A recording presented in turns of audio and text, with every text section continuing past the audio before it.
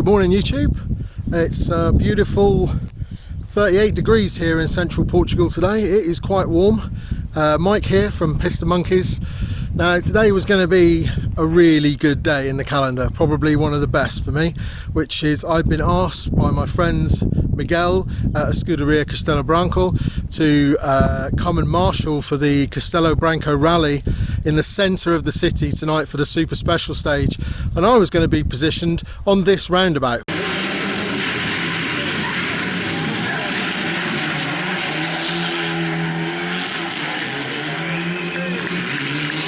Unfortunately, I've got COVID. I'm not too bad today, but still I've got to isolate for a bit. So I thought what I'd do is I would show you around our Daihatsu F50 truck in the background there. Tell you a story about how when we bought it, the pitfalls of buying cars in Portugal, things like that. I hope you enjoy the video.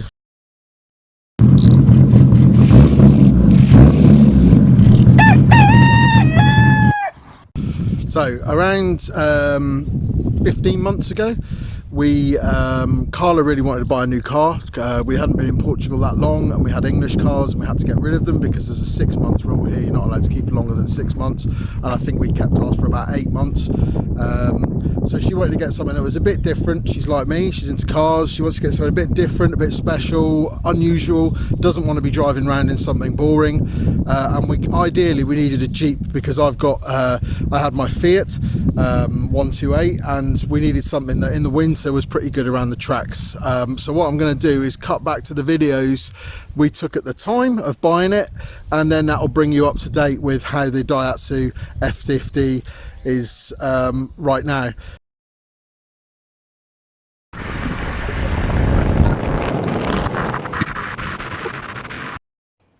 So we've just been to pick up my new car. So it's been really tough looking for a new car in Portugal. Everything old is a bit battered and still really expensive, and everything new is just through the roof with prices. A lot of cars have done sort of over 300,000 kilometers.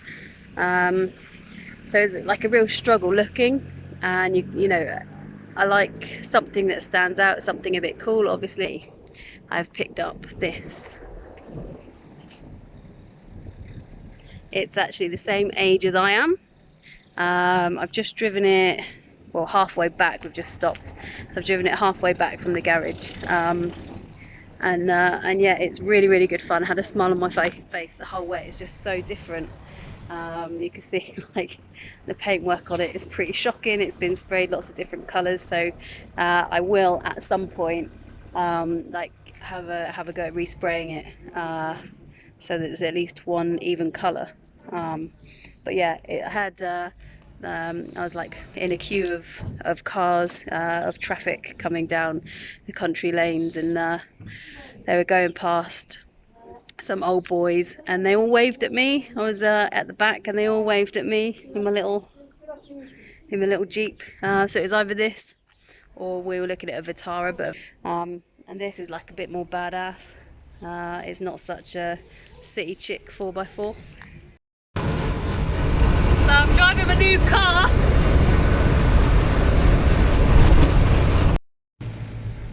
So I'm in my car. I'm going to show you my my wipers.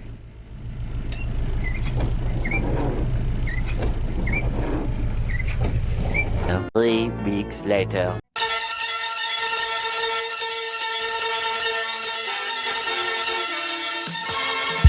The state of this was absolutely shocking, with just grease chucked in it, shattered bearing. So around 3 weeks after we got it, that's when the gearbox went. We couldn't get it into to four-wheel drive first of all, and then all of a sudden we just couldn't get it into any gear. So that is when we took it to my friend Miguel, who has a garage near us. So he said to me from the get-go that it isn't their thing, but if he you know, if I still wanted him to do it, then he could do it, but it would just take time. And I was like, that's fine, we're not in a mad rush for the vehicle whatsoever. And then he explained to me that obviously getting parts for this vehicle is quite difficult. Now this is the time when I chose to contact the person who sold it to me, the garage, and they just washed their hands of it and said, we're not interested. In Portugal, if you buy from a garage, they have a legal obligation to give you like a 3-month warranty, which is great, but obviously to get around that, like people do, they class it as a private sale and you got no warranty. So the garage just didn't want to know whatsoever what was wrong with it. So yeah, so then we started trying to source a second-hand gearbox. Many months later. So we found a gearbox in the UK, which was good, and we spoke to the guy quite a bit, and he was like, yeah, you can have it, 120 quid, which was fantastic. Then started the nightmare. Was getting it shipped to Portugal was shocking, because after Brexit everything changed with shipping things to Portugal, and you had to declare everything, you had to have an invoice from the person who sold it, even a second-hand piece of car equipment, you had to have proof of how much it cost, and then you had to pay tax on it when it arrived in the country, and they didn't know how to work out tax at the time, so we ended up paying like 50% tax on it when we got it here, which was shocking. So in all it cost us about 300 or 400 quid to get this £120 gearbox here, and unfortunately when we gave it to the garage they opened it up and it was completely wrecked.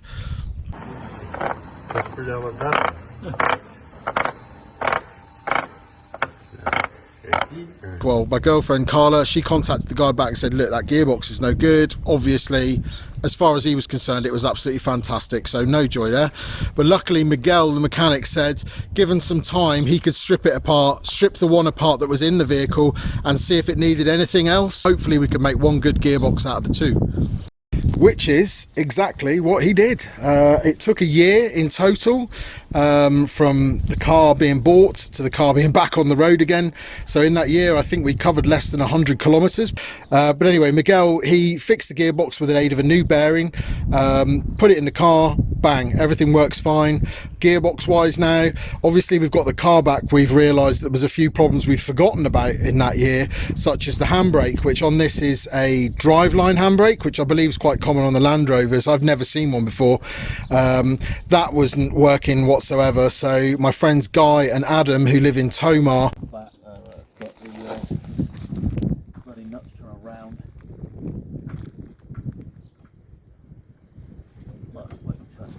Might see if he's got a. From here, mate. You want to type the nuts? 388 B, the star symbol, Really? Yeah. ZZ. It's got his own VIN number. I see it, 426 asterisk open bracket S2 close bracket. they were already in the area and they had a look and they stripped it all apart. Now it does appear quite obvious that to me now that living in central Portugal where we live, availability of spare parts is not great, and also because we're not connected, we don't know the right people to speak to at the moment, so that wasn't good. But in Tomar they took the parts back and instantly the guy in Tomar was like, yeah, we can sort this, no problem, it's new brake shoes. And then we also had another problem, which was this huge sort of banging noise underneath the vehicle, which turned out to be the prop shaft universal joints completely had it. So they took the prop shaft as well to this place in Tomar, and Guy and Adam managed to source replacements, which is fantastic. So at the moment, as it stands, the truck's here in its beauty. It's still waiting for the universal joints, and it's still waiting for the driveline handbrake shoes, but then it should be pretty good. I mean, it runs good on two-wheel drive at the moment, so we don't need it for that, but we would need the handbrake working for the IPO. They're quite intensive here on vehicles, making sure that they do work for the road, There is a little bit of leeway with some places. If you've got an older, more classic vehicle, they potentially give you a bit of leeway with emissions and stuff, which is nice. But on the whole, the car's got to be in perfect condition. It's not like the UK MOT, which, you know, you can remove the cats or you can do things to tune the hell out of your car. It has to be standard. Even the wheels, even the tyre sizes are written on the documents which you have to carry in your car at all times. And if the police stop you, they can pull you on those tyre sizes and say, you've put bigger wheels on, this isn't a failure, you have to take it away and get it retested with the right wheels on, which can be a nightmare. I now sprayed the inside of the dash black to make it one colour. As you can see, it's got no roof lining and it's a bit tacky up there. But it doesn't leak through the sunroof, which is nice. Some aftermarket seats, which are quite nice. The originals have the centerpiece as well, and it's 3 seats in the front in the original. But yeah, this has been changed out for 2. It's a 4-speed manual. As I've said in other videos, basically this button here we had to have installed by a friend of ours, João Dominguez, who gratefully came over and fitted this for us. And it is, you push this to set the glow plugs to warm up, and then after a few minutes, a few seconds, you turn the key and it starts up fresh as good. This was faulty when we first got the truck and used to smoke out of here, so it was getting a constant positive even when the engine was running, so it wasn't cutting the glow plugs. So he came over and sorted that for us, which was really good, because we broke down with that and I had to hotwire the car to get it home. By the time we got home, the battery was flat and this switch that was in here was completely wrecked. So that was pretty good that he did that for us. It's got an interesting front end, which is what I really like about this truck actually, and the tyres on it are really good, which is another bonus about the truck. Yeah, obviously its windscreen wipers aren't the best.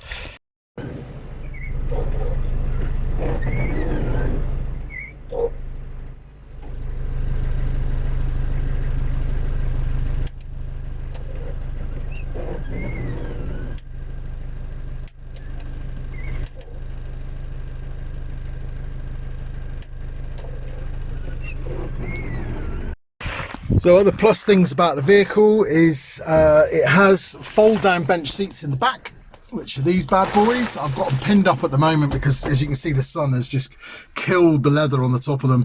It gets super hot here in Portugal in the summer and you have to cover vehicles for the sun damage, really. This is the vehicle that later became the Toyota BJ, which is obviously really popular, and over here are like 25,000 euros up. This is slightly different engine. I believe the engine of this comes from the Toyota Hiace, but I'm not 100% sure on that. It's a 2.5 litre, like I say. It's got enough power. The suspension is leafs on the rear, and it's very like when you go over a bump you can certainly feel it. It reminds me of the old Suzuki SJs in that harshness. You know, it's cool but it's proper harsh. You know when you've been off-roading it.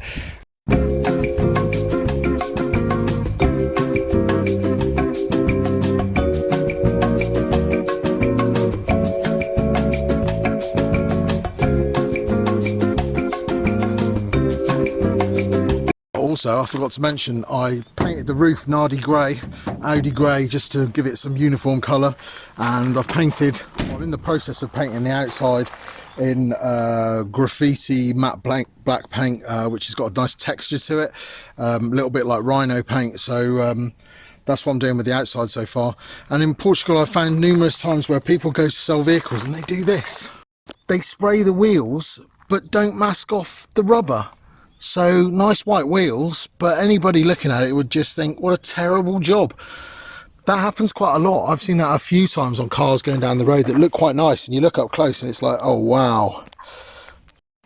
So that kind of brings us up to date where we are with this. We're going to do more videos on it, getting it running perfect, doing some off-road, because loads of trails in Portugal. If you like off-road driving, Portugal is insane, especially central Portugal where we are. You can go anywhere, it's amazing. So we're going to do more videos on this soon. Obviously we put the universal joints on and the prop back on, and then yeah, it needs a new battery as well, so we'll get that in there, and then yeah, we'll do another part 2 showing you more about the Jeep.